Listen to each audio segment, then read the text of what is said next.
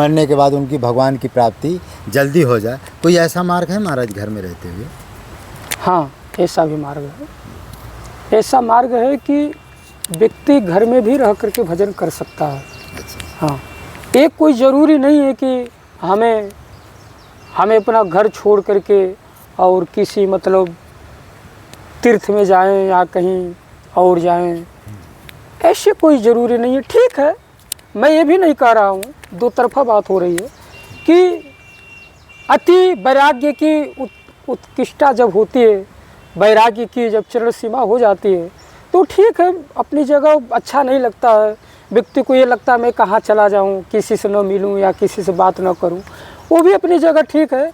लेकिन परिवार में भी रह करके, परिवार को देख करके भी भगवान का नाम जपते हुए, कोई अगर आप दुकान भी किए हैं उसमें भी भजन कर सकते हैं। मंदाकिनी गंगा जी के किनारे आज भंडारा था महात्माओं का। देखिए कितने महात्मा यहाँ इकट्ठा हुए हैं और सभी क्रमवाइज से आते जाते हैं। ये मंदाकिनी गंगा जी हैं, चारों तरफ मंदाकिनी गंगा जी किनारे आए हुए हैं। कुछ संत लोग जो है, भंडारा था उसमें सब लोग आए हैं। देखिए संत लोग जो है बाकायदे जो है अपना आचमन कर रहे हैं और चारों तरफ गंगा जी ही गंगा जी हैं और बढ़िया सुर से धार नाव मंदाकिनी जो सब पातक पोतक डाकनी, ये गंगा जी हैं जिसका नाम जो है सोसरी है, माने गंगा जी की धारा है। इस तरह से संत लोग इसी नदी में स्नान करते हैं और स्नान करने के सिवा सो इसी में अपना जीवन बिताते हैं और इसी में स्नान करके और अपना भजन पूजा भी करते हैं। हाँ, ये देखिए ये आचमन भी, इसके आचमन का बहुत बड़ा महात्मा होता है। ये जयपुर ये तो साधु संतों की सेवा में लग रहा है तो महाराज उस धन को भी धन्यवाद है, उस लक्ष्मी को भी धन्यवाद है। हमारे तो दुरुपयोग और सदुपयोग की यहाँ बात आती है, यानी धन भी भगवान की भक्ति में बाधक डाली गई है, लेकिन यहाँ वही दुरुपयोग और सदुपयोग की बात आती है। अगर वही धन अगर सदुपयोग में जा रहा है तो उस धन को धन्यवाद है, और वो धन दुरुपयोग में हो रहा है तो धिक्कार है उस धन को भी, उस लक्ष्मी को। महाराज जी जैसे ये गृहस्थ लोग क्या है कि राम नाम का जप करते, क्या या शुद्ध भोजन नहीं करते, क्या इनका कुसंग की वजह से इनका राम नाम में मन नहीं लगता, या राम नाम पर विश्वास नहीं होता, ये क्या कारण है ये लोगों का, जनता का? एक कुसंग के कारण से अच्छा, ही भगवान की भक्ति में मन नहीं लगता। कुसंग के कारण यही सर निकट न जाय भागा, अति खल जे बिसही बग कागा, यही सर निकट न जाय भागा। ये सत्य महाराज, इसके निकट वो आ ही नहीं सकता। हमको एक बड़ी अच्छी बात याद आ रही है। एक महात्मा विनोद में कहते थे या जैसे भी हो, वो कहते थे कि रामचरितमानस के पोथी में, रामचरितमानस के ग्रंथ में एक संत जी पैसा रखते थे। अच्छा अच्छा, मैंने कुछ दान दक्षिणा उनको मिलता, 100, 50, 100, 10, 20 रुपया जो भी मिलता वो रख देते। तो किसी ने कहा महाराज इसमें आप क्यों रखते हैं, इसको अलग रखा करिए, पर्स में रखिए, कोई चोर लेकर के जाएगा। तो महाराज जी हंस करके कहते थे कि बेटा जो चोर होगा ना वो रामचरितमानस को खोलेगा ही नहीं। पहली बात तो ये है। मानो गोस्वामी जी यही कहते हैं कि यही सर निकट न जाइए भागा, अति खल जे बिसही बग कागा, यही सर निकट न जाइए भागा।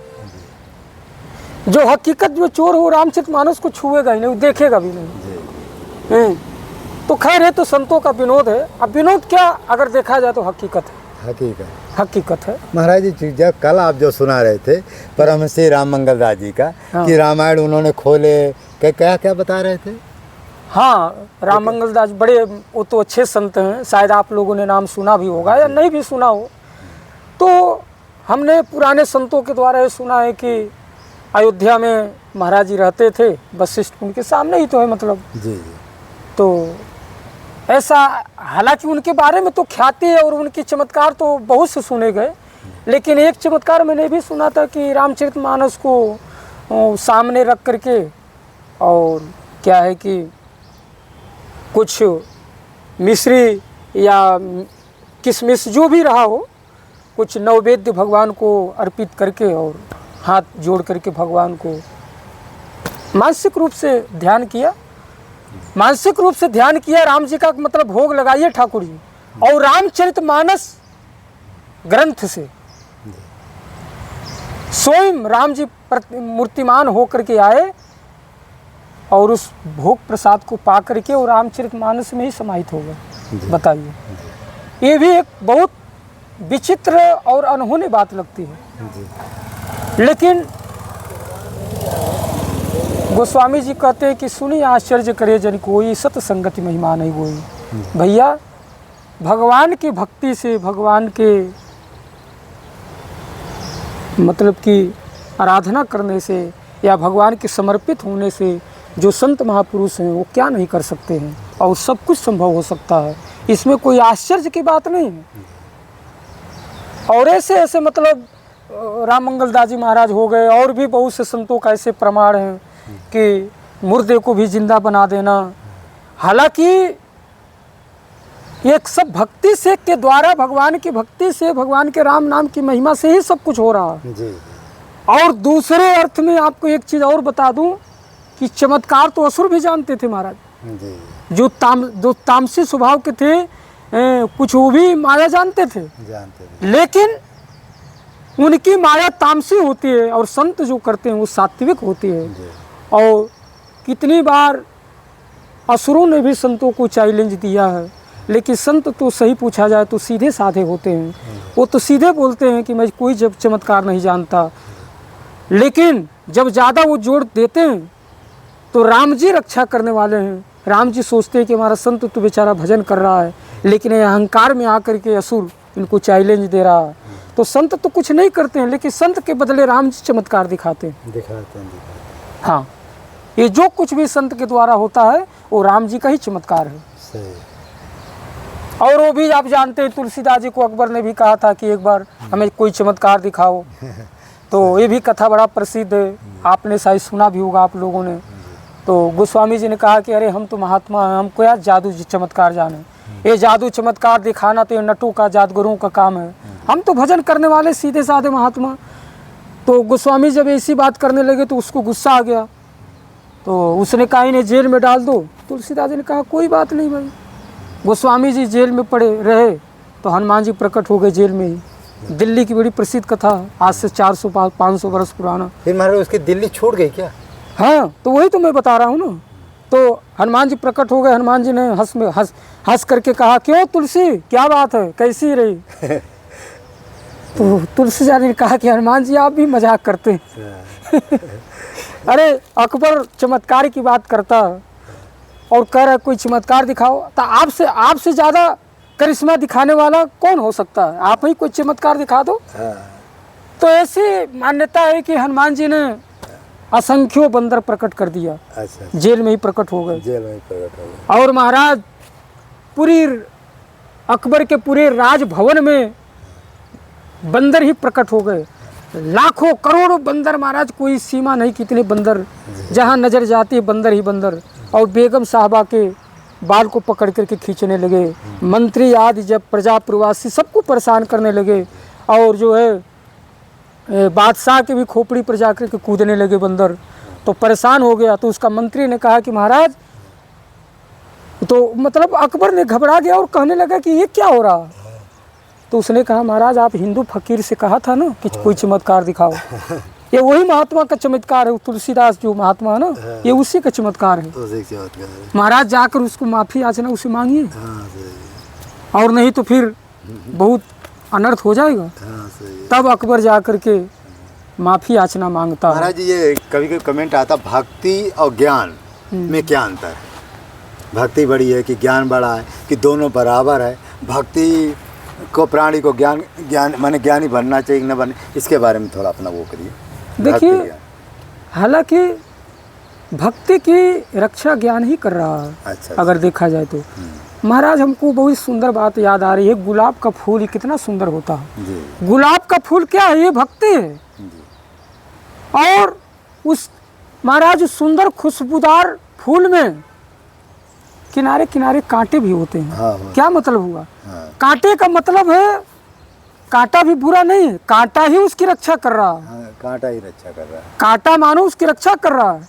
बड़े बड़े महाराज कुछ जैसे कि अंगरक्षक की होते हैं, इसमें बहुत सी चीज़ें हैं। मुख्यमंत्री हैं, प्रधानमंत्री हैं, वो मानो एक भक्ति के रूप में है जी। और उनके एक अंगरक्षक होते हैं। सही। अंगरक्षक मानो कांटों के रूप में, कांटों के रूप के मतलब जब तक अंगरक्षक का मतलब होता है जब तक वो कठोर नहीं रहेगा तब तक वो रक्षा नहीं कर सकता। कठोर व्यक्ति रक्षा कर सकता है। तो मानो कठोरपन ही ज्ञान है और मुलायमपन ही भक्ति है। तो कठोरपन ही भक्ति की रक्षा कर रहा है। तो ज्ञान और भक्ति का बड़ा मेल है महाराज, ज्ञान और भक्ति का बड़ा मेल है। और भक्ति के ही पुत्र ज्ञान है, एक दूसरे के पूरक है। भक्ति के दो पुत्र हैं, ज्ञान और वैराग्य। ज्ञान बड़ा पुत्र है भक्ति, और वैराग्य छोटा पुत्र है। भक्ति माँ है, भक्ति स्त्रीलिंग है। हमारे संतों ने स्त्रीलिंग ही बताया है भक्ति को। हाँ, स्त्री है। माया भगत सुनो तुम दो, नारी वर्ग जाने सबको। तो माया स्त्री, भक्ति वर्ग में माया और भक्ति जो है ये स्त्री वर्ग है। भक्ति का मतलब ये है, स्त्रीलिंग का मतलब ये है कि ज़्यादा उग्रता नहीं। स्त्री का शोभा तभी हो जब वो विनम्र हो, नम्रता हो। तो ज़्यादा उग्र नहीं होना चाहिए, उसी में इसकी शोभा है। भक्ति के एक तात्पर्य और ज्ञान का मतलब एक ही भी होता है हमारा। इसमें महाराज जी एक चीज़ और आता है, कहते हैं ना मोह न नारी नारी कर रूपा।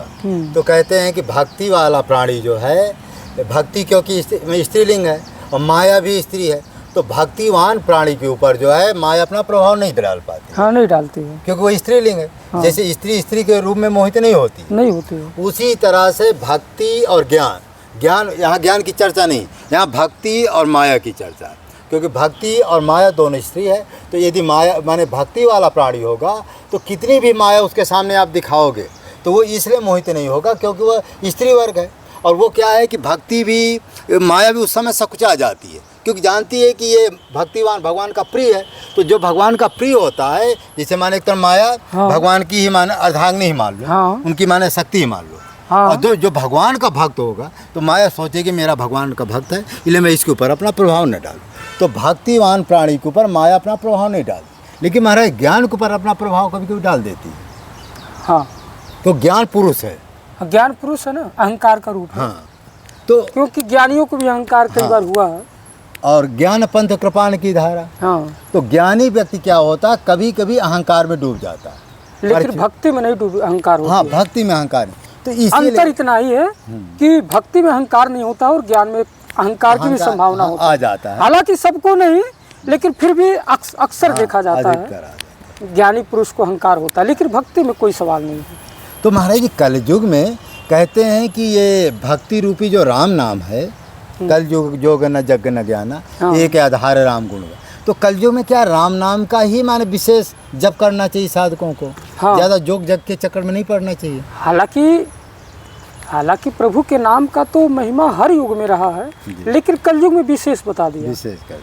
क्योंकि मनुष्य के पास इतनी महाराज समय नहीं है उसके पास कि उसको हमारा ऑफिस भी जाना है, दुकान भी चलाना है, खेत भी देखना है, कहाँ तपस्या करने का उसको टाइम है। इसीलिए बताया है कि काम करते चलो, नाम जपते चलो। और ऋषि मुनि जो ठहरे, अल्प जीवन मिला महाराज, 100 वर्ष की तो उम्र है मनुष्य की कलयुग में।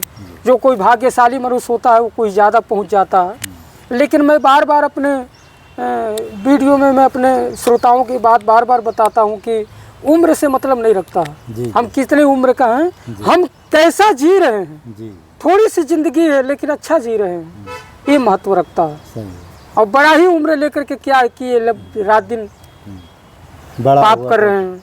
बड़ा हुआ तो क्या हुआ, जैसे पेड़ खजूर, पंछी को छाया नहीं, फल लागे अति दूर। वही चीज़ है महाराज जी। महाराज जी और कभी कभी एक कमेंट और आता है, घर में रह कर के कैसे साधना करे, कैसे भजन करे और मरने के बाद उनकी भगवान की प्राप्ति जल्दी हो जाए। कोई ऐसा मार्ग है महाराज घर में रहते हुए? हाँ, ऐसा भी मार्ग है। ऐसा मार्ग है कि व्यक्ति घर में भी रह करके भजन कर सकता है। हाँ, एक कोई ज़रूरी नहीं है कि हमें अपना घर छोड़ करके और किसी मतलब तीर्थ में जाएं या कहीं और जाएं, ऐसे कोई ज़रूरी नहीं है। ठीक है, मैं ये भी नहीं कह रहा हूँ, दो तरफा बात हो रही है कि अति वैराग्य की उत्कृष्टता जब होती है, वैराग्य की जब चरण सीमा हो जाती है, तो ठीक है, अपनी जगह अच्छा नहीं लगता है। व्यक्ति को ये लगता है मैं कहाँ चला जाऊँ, किसी से न मिलूँ या किसी से बात न करूँ, वो भी अपनी जगह ठीक है। लेकिन परिवार में भी रह करके, परिवार को देख करके भी भगवान का नाम जपते हुए, कोई अगर आप दुकान भी किए हैं उसमें भी भजन कर सकते हैं। सात्विक विचार से राम राम लेते हुए, मन में भगवान का ध्यान करते हुए, संतों के प्रति श्रद्धा रखते हुए आप चाहे तो परिवार में भी रह करके भजन किया जा सकता है। ये राम नाम लिखते हैं, इसकी क्या महिमा है?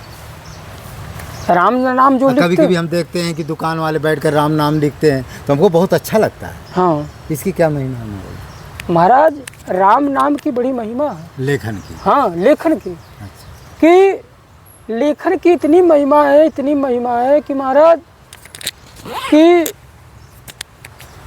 जैसे माला, संत लोग माला घुमाते हैं, माला चलाते हैं, तो वही चीज़ उस लेखन में भी है। अच्छा। कि राम नाम, माला घुमाने का मतलब हम हमारे हर श्वास में राम नाम हो रहा है।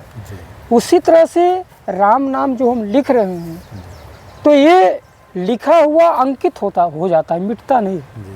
जो चीज़ आपने लिख दिया वो अंकित हो गया, वो लकीर की तरह, मतलब वो अंकित हो गया, वो मिटना नहीं है। वो गुप्तचर जो होते हैं यमराज के, वो लेखा जोखा जब देखिए, हमारे जीवन की जो एक कमाई होती है ना, हमने क्या पाप किया, क्या पुण्य किया, जो खाता होता है, तो ये राम नाम रूपी खाता। तो एक तरह से खाता समझिए, राम नाम रूपी बैंक। जैसे हम रुपया पैसा के बैंक का खाता खोलते हैं, वैसे राम नाम रूपी बैंक होता है महाराज। जो संत महापुरुष होते हैं वो राम नाम, जैसे आपने पूछा, राम नाम लिख करके, और वो माना खाता खोल रहे हैं, राम नाम लिख करके हमने इतने राम नाम लिखा। ये इसकी महिमा है महाराज राम नाम का। महाराज इसकी संख्या भी है कि कितना हमको लिखना चाहिए जीवन काल में, कुछ ऐसा संख्या है? ऐसा कुछ नहीं है, अगर जितना भी लिखा जा सके, जितना भी लिखा जा सके महाराज, उतना कम है। माने जितना खेती बोएंगे, हाँ, उतना पैदा मिलेगा, उतना मिलेगा, पैदावार मिलेगा। हाँ, है ना? हाँ, इसकी सीमा नहीं, इसकी कोई सीमा नहीं महाराज। आपका ये राम नाम लिखने का या नाम जपने का एक इसकी मतलब कितनी अवधि होनी चाहिए, कहाँ तक ना, इसके विराम दिया ही नहीं गया है। शुरुआत बताया है लेकिन विराम नहीं बताया है। ये तो अच्छी बात है भगवान का, जितना भी नाम जप किया जाए, जितना लिखा जाए, जितना सुना जाए, तो जितना भी मन लगाया जाए इसमें, जितना भी डूबा जाए, जितने डूबोगे उतना ही महाराज रत्न निकलेगा। समुद्र में जितनी डुबकी लगाओगे उतने ही रत्न निकलेगा। राम नाम रूपी भक्ति में जितना। महाराज कल एक कमेंट और हमारे पास आया, कल या परसों किसी दिन, कि बार बार लोग कह रहे हैं कि जैसे नहीं, कुछ संत लोग कहते हैं भैया राम नाम जपो, कुछ लोग कहते हैं सीताराम नाम जपो। अब मैं दुविधा में लोग फंस जाते हैं कि राम नाम जपे कि सीताराम जपे कि कृष्ण नाम जपे कि राधा नाम जपे कि शंकर जी का नाम जपे, क्या करे? ये रोज़ यही प्रश्न आते हैं। महाराज जी कौन सा मंत्र जपे और जिससे माने हमारा कल्याण हो, कि सभी मंत्र जपे, कि एक मंत्र जपे? महाराज एक चीज़ बताओ, इसमें आपका क्या मत है? देखिए, जपना तो राम नाम ही है आपको, मेरे मत से जी। लेकिन जो शिव नाम है, जो कृष्ण नाम है, या दुर्गा काली आदि का जो नाम है, इसका मैं समाधान कर देता हूँ। वो भी सत्य है, शिव नाम भी सत्य है, ऐसी बात नहीं, लेकिन समाधान इस तरह से आपको करना है कि जपना आपको राम नाम ही है और सम्मान सभी नाम का करना है। पतिव्रता नारी जब होती है तो उसके अपने पति में ही मन लगाना है, पति की ही सेवा करना है, किसी पुरुष का ध्यान नहीं करना है। प्रश्न इस बात का होता है कि उस नारी के सामने अगर दूसरा पुरुष जाता है उसको क्या करना चाहिए? महाराज, अगर दूसरा पुरुष किसी पतिव्रता नारी के द्वार पर चला जाए और वो डंडा लेकर के कहे, अरे भाग जाए यहाँ से, मैं अपने पति के सिवा मैं किसी को नहीं चाहती, तो हमारे द्वार पर कैसे आ गया? तो महाराज अगर देखा जाए तो ये कोई मतलब नहीं होता है कि किसी पुरुष का अपमान करके डंडा लेके भगा देना और ये कह दे कि हम अपने पति को ही चाहती हूँ। नहीं, इसका समाधान है। समाधान ये है, उस पतिव्रता नारी को ये चाहिए कि पराया पुरुष अगर घर में आया है तो उसको हाथ जोड़ करके, सिर झुका के प्रणाम करके उसके लिए आसन लगा दे, आसन लगा के उसको बैठाए और उससे जो बन सके कुछ टूटी फूटी गिलास में पानी दे दे उसको कुछ नैवेद्य के रूप में कुछ खाने के लिए दे दे और सम्मानपूर्वक उससे ये भी पूछे कि आप कैसे आए या आपकी मैं क्या सेवा करूं और अहो भाग्य कि आप हमारे घर में आए, उसको सम्मान दे कहने का मतलब। लेकिन यहाँ विराम लग गया, लेकिन उसमें लीन नहीं होना। हाँ सर, उस पुरुष में, अब ये कहो कि उस पुरुष में तन मन लगा दे या बिल्कुल उसके साथ उठना बैठना हो जाए या उसी को ही अपना सर्वस्व मान ले, नहीं। ये सम्मान देना एक विषय अलग हो गया और उसमें मन लगाना, उसमें रच पच जाना, वो विषय एक अलग हो गया। तो जैसे आपने पूछा उसी बात को मैं उत्तर दे रहा हूँ। उसी प्रकार से राम नाम में ही हमको मन लगाना है। हमें रचना पचना किसमें? राम नाम में ही है। हमारा आराध्य उस पतिव्रता नारी की तरह राम नाम ही हमारा एक पति होना चाहिए। सब कुछ है। और पराया पुरुष क्या हो गया? जैसे शिव नाम, दुर्गा नाम आदि, ये जो नाम है ये मानो पराये पुरुष की तरह हो गए। तो जैसे हमने आपको दृष्टांत में बताया, तो उनको सम्मान देना है, पराये पुरुष की तरह सम्मान दो। किसी दुर्गा का मंदिर मिल जाए तो सिर झुका के प्रणाम कर लो। कहीं शिवालय मिल जाए तो भगवान भोलेनाथ के शिवालय को प्रणाम कर लो, जल भी चढ़ाओ, सब कुछ करो, पर तुम्हारा इष्ट देवता और तुम्हारा राम नाम एक ही होना चाहिए। ये इसका समाधान है। जो आपने बोला उसका समाधान यही है। कहने का मतलब हमें सभी देवताओं को सम्मान करना है, लेकिन हमारा इष्ट देवता केवल राम ही होना चाहिए और राम नाम ही होना चाहिए। मैंने कहने का मतलब ये है कि मान लो जो गुरु हमको मिला, हाँ। वो राम मंत्र दे चाहे किरण मंत्र दे, हाँ। जो वो मंत्र दिए तो विशेष मंत्र हो गया। हाँ। और माने सारे मंत्रों का हमको आदर करना है। ये बात रही ना, है ना? हाँ, ये बात रही। या हमको राम जी और किरण जी में कोई अंतर नहीं है। जी जी। यदि गुरु किरण मंत्र देता है, किरण मंत्र को जपो, लेकिन राम नाम का भी आदर करो। ये बात है। हाँ, उसमें उसको छोटा बड़ा ना करो ना, क्योंकि यदि छोटा बड़ा करोगे तो अपराध लगेगा। हाँ। राम नाम में ही डूबना। राम नाम की कितनी महिमा बताऊं महाराज। जब राम जी की चर्चा चली गई है तो मतलब हम मंदाकिनी के किनारे ही बैठे हैं। गोस्वामी जी कहते राम कथा मंदाकिनी चित्रकूट चितचार, हाँ। तुलसी सुबह स्नेह वनसी रघुवीर बिहार। और राम नाम मणिदीप धरु जी हृदय हरिद्वार, तुलसी भीतर बाहरो जो चाहतु दियार। राम नाम क्या है? राम नाम मणिदीप धरु। ये इसका अर्थ क्या होगा? राम नाम मणिदीप धरु जी हृदय दूरद्वार। अगर भीतर और बाहर दोनों तरफ प्रकाश चाहते हो तो राम नाम रूपी जो नाम है उसको देहली मतलब जीभ, अपनी जीभ पर राम नाम का जाप करो, तो भीतर और बाहर दोनों तरफ प्रकाश होगा। इसका तात्पर्य हुआ। यानी संसार को भी माने अंदर के पाप भी नष्ट होंगे, बाहर के पाप नष्ट हाँ। होंगे और भगवान की प्राप्ति भी हो जाएगी। हाँ। अच्छा महाराज जी, कभी कभी एक कमेंट आता है, दुनिया में तीनों लोकों में, वेदों में, पुराणों में, ग्रंथों में तमाम देवी देवताओं सिद्धों ने माने नाना प्रकार के मंत्र लिखे, लेकिन में सर्वश्रेष्ठ मंत्र कौन सा है? और ऐसा कोई मंत्र बताइए जिससे सारी कामनाएं पूरी हो जाए।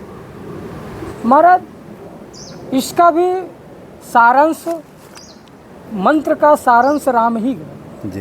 राम नाम ही है। राम नाम ही सबका निचोड़ है, सबका सार है। और जितने मंत्र हैं वो उतना फलदायी नहीं है। संसार का सुख तो दे देगा, लेकिन जैसे मुक्ति हो गया और जो है ये चीज़ देने वाला नहीं है, मुक्ति नहीं दे पाएगा। सही है। इसके कितने प्रमाण हैं महाराज।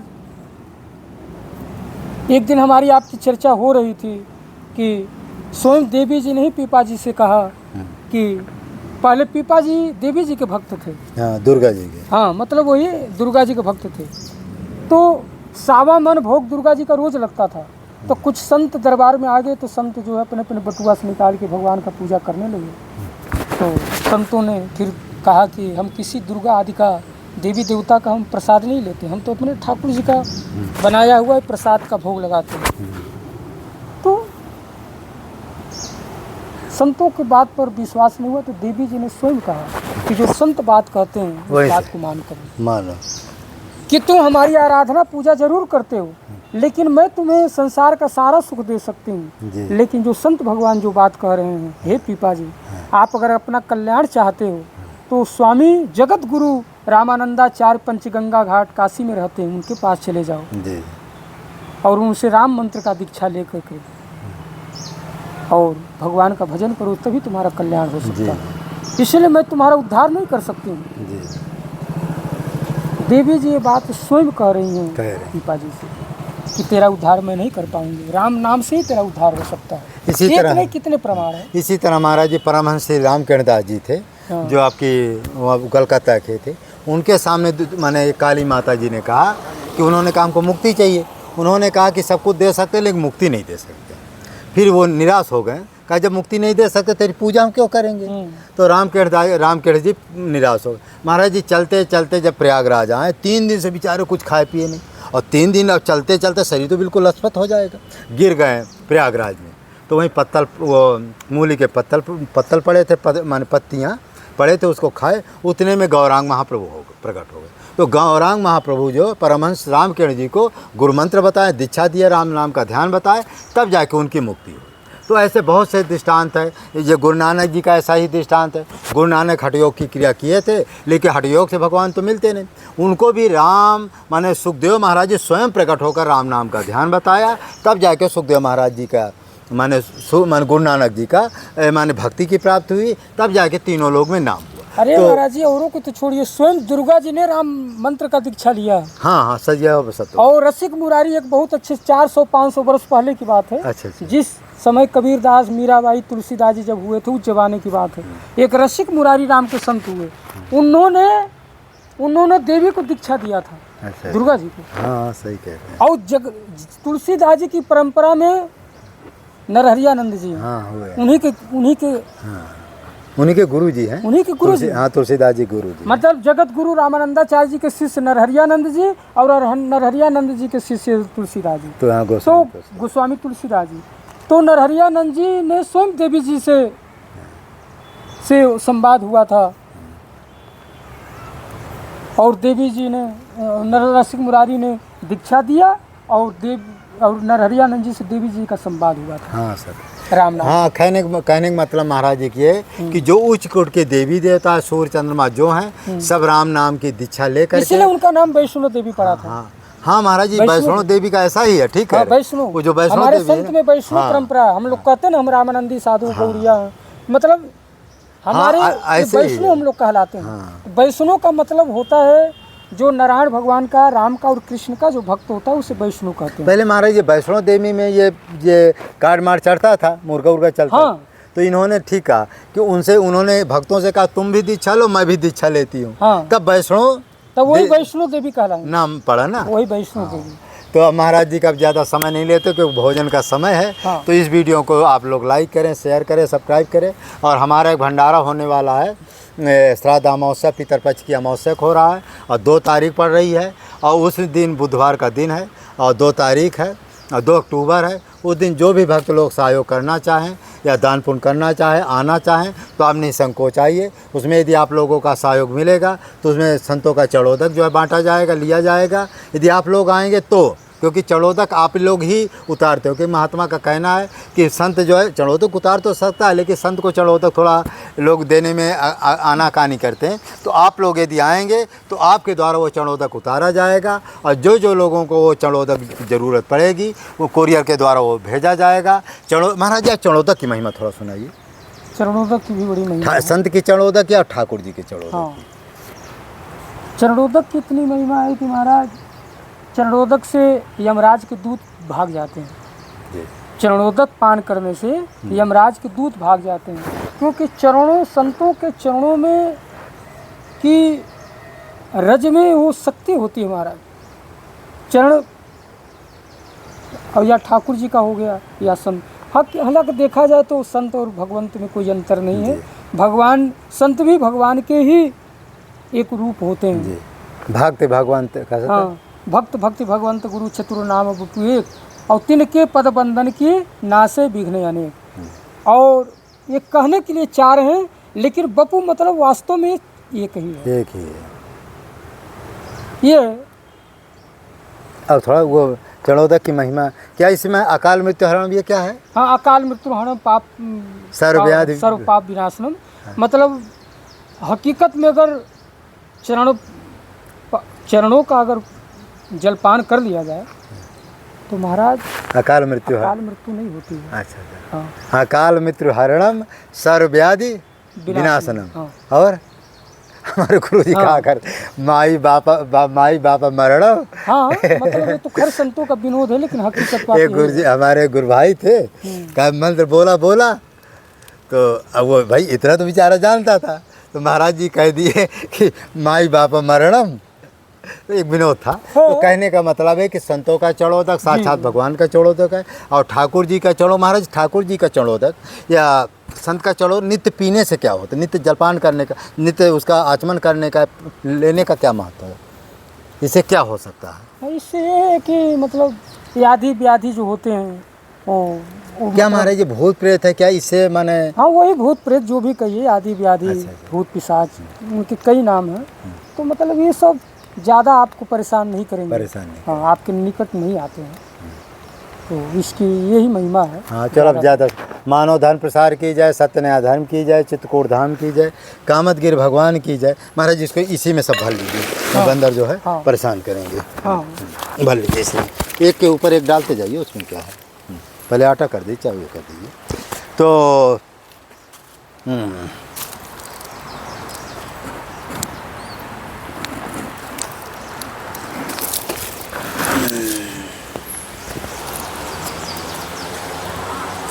तो देखिए ये चित्रकूट धाम है, ये देखो चारों तरफ कामता वो जंगल का क्षेत्र है, और